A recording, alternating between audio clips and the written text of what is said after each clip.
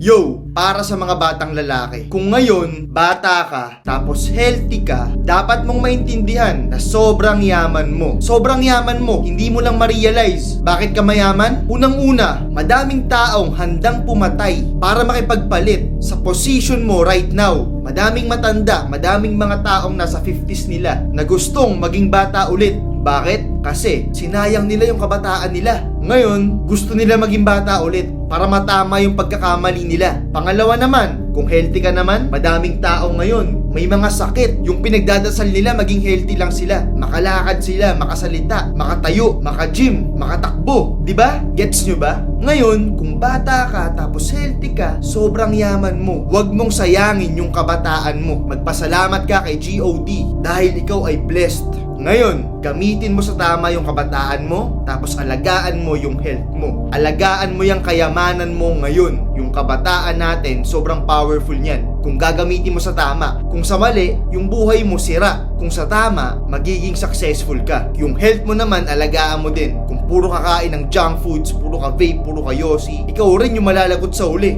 Alagaan mo yung kayamanan mo. Kaya ayon, ang point ko lang, kung bata ka tapos healthy ka, sobrang yaman mo. Be grateful at lagi nating galingan.